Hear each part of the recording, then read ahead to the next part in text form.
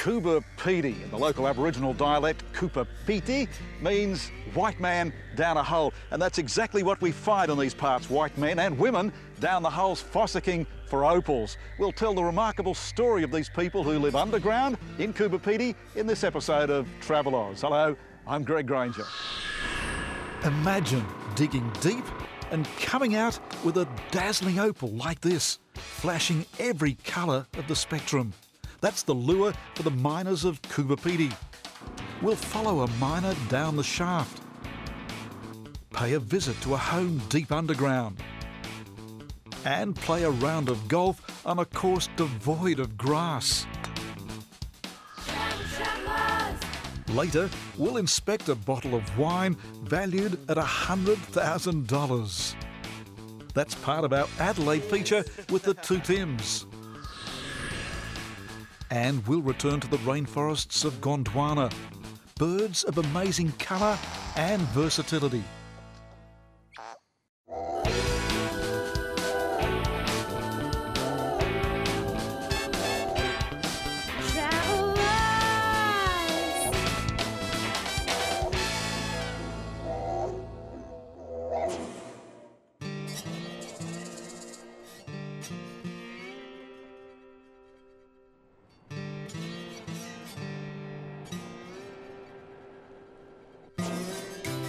Our marathon road trip is taking us from one side of Australia to the other.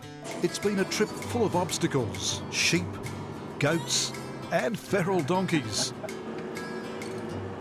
And today, in the depths of the South Australian outback, a willy-willy sucking up red dust in a fast-moving spiral and crossing right in front of us. Our next destination is the tiny township of William Creek, home to just 9 people, most of them working here in this hotel. Entertainment are the birds that flock here, birds that include large flocks of corellas.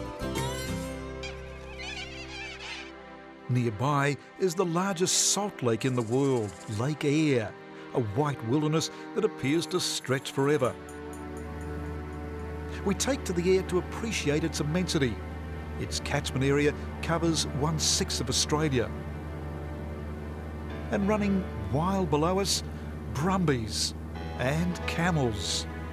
Pilot Trevor Wright flies on to another scenic wonder, a recently discovered series of brightly coloured sandstone hills. We started flying the Painted Hills a couple of years ago. Not many people have actually seen them, but the people who have seen them seem to think they're pretty fantastic. One of the good things of where they are is the fact that they're so isolated that people weren't driving anywhere near them. And once they get out there and see what's been preserved, 50 million years of erosion with a high concentration of iron in them, and the colours are just magnificent. What's really interesting is, depending on the angle of the sunlight and where you are in these hills, the colours actually alter. And the other thing is, there's no real input by man. There's no roads into it, there's no walkways, there's no camping areas. So you're actually overviewing a view of the world as it was, that hasn't been touched or destroyed in any way. 2 hours further east, hundreds of pyramid-shaped formations begin to appear. Sure sign that we're approaching Coober Pedy, the town the locals call the opal capital of the world.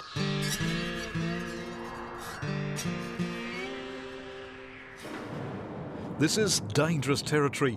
Take a wrong step and you could fall to your death down an abandoned mine shaft. Because everywhere you look, there are piles of excavated dirt and rock, and beside each of them, a mine shaft. Uncovered, exposed, highly dangerous. They're created by this process, a mechanical digger on the back of a truck which gouges deep into the earth, creating a shaft the miners will use to lower themselves way below ground. All of this area was covered by ocean some 150 million years ago, and when the water receded, silica solutions flowed into cavities, faults and fractures. Those silica solutions went on to form opal. It's the lure of finding those opals that motivates miners like Paul Reynolds. It's a life. I don't know about a living. Some people yes, some people no. Oh, you hear a lot of stories. I don't know. You like to believe these stories, but I've yet to see one. But You hear of millions. You do hear of millions. I know one fella that definitely found a million. Yeah, it's a Coober drill. She drills the shaft as I'm about to go down. Approximately get 3 to 4 shafts a day in at roughly about 55, 60 feet. First you get a lot of topsoil, red dirt, rocks, all the stuff that's on the top of the sandstone. Then you enter the sandstone, and in that sandstone you've got to find your levels which may host the opal. Well, I'm hoping to find opal or a sign. Maybe a fault, if I can find a fault, and then I can drill in front of the fault and chase the fault and see if there's opal further along the fault. Right here at the moment, this is probably about the 30th hole we've dug in this particular area here, and we haven't even found pots yet, so yeah, every hole's different. At the moment, they're all the same. It gets very, very disappointing at times, but when you finally hit one of those holes on opal, you forget all your problems. Today, Paul's luck looks like it's changed. Is that an opal in his top pocket? Started picking in the wall, and I got a bit of material. Had little bits of colour in it. But I also did get a nice piece of opal down there. I'll show you first. This is stuff that I was digging out the side wall. And there's a little bit of colour in it. You can see there's a little bit of colour in it, Greg.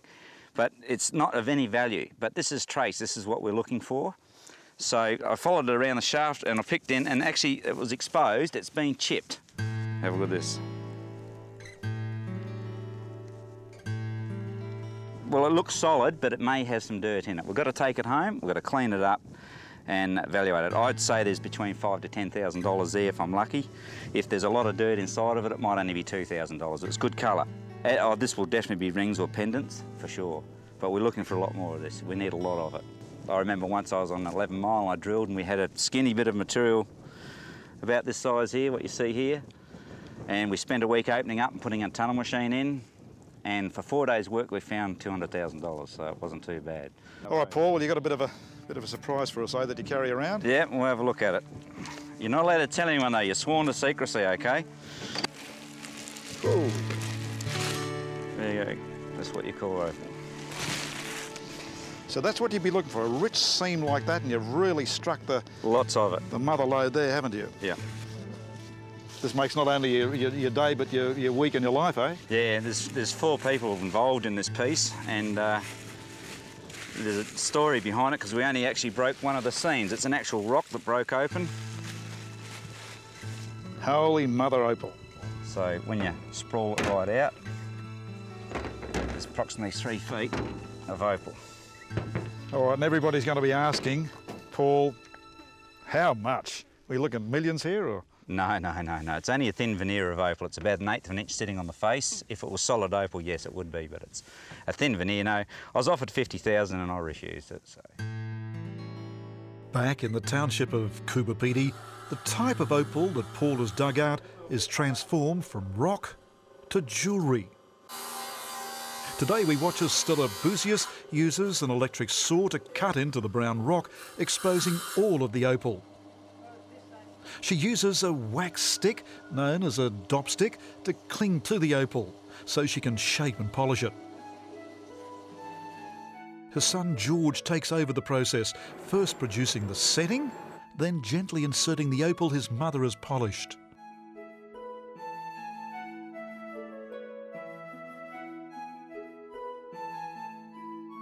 What mother and son create is a wide range of jewellery, from pendants to rings, displays of dazzling electric rainbows, their colours and patterns dancing in the light.